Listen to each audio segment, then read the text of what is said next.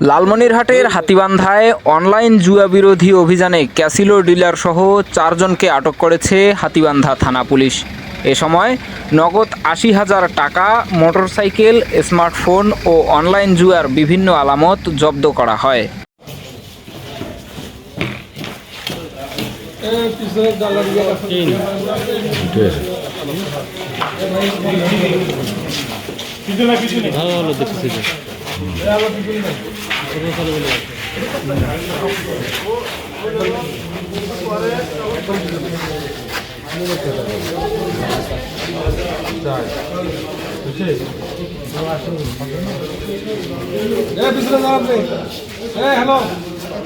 Police জানিয়েছে, গ্রেপ্তারকৃতরা হলেন হাতীবান্ধা উপজেলা স্বেচ্ছাসেবক দলের সদস্য সচিব সোহেল তালুকদারের ছোট ভাই সুমন তালুকদার, লালমনিরহাট জেলা জামায়াতের সাবেক আমির শামসুল হকের ছেলে, কালীগঞ্জ উপজেলার কাশিরাম এলাকার হাসান আল বান্না, একই এলাকার হুমায়ুন কবির এবং সরকারি করিমউদ্দিন কলেজের প্রভাষক তোফাজ্জল হোসেন।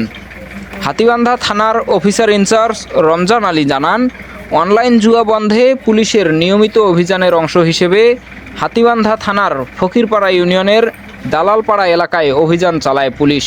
এ সময় সুয়েরকুশি সরকারি প্রাথমিক বিদ্যালয়ের মোড়ে একটি দোকানের সামনে থেকে 4 জনকেই হাতে নাতে গ্রেপ্তার করা হয়। অভিযানে একটি অ্যান্ড্রয়েড ফোনের পাশাপাশি 4টি সিমযুক্ত একটি বিশেষ এজেন্ট ফোন উদ্ধার করা হয়। এ সময় তাদের কাছ থেকে নগদ ৮০,০০০ টাকা এবং একটি অ্যাপাচি মোটরসাইকেল জব্দ করা হয়।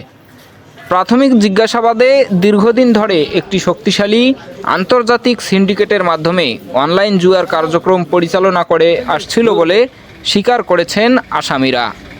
ফরহাদ হোসেন, নেতৃত্ব কণ্ঠস্বর, লালমনিরহাট।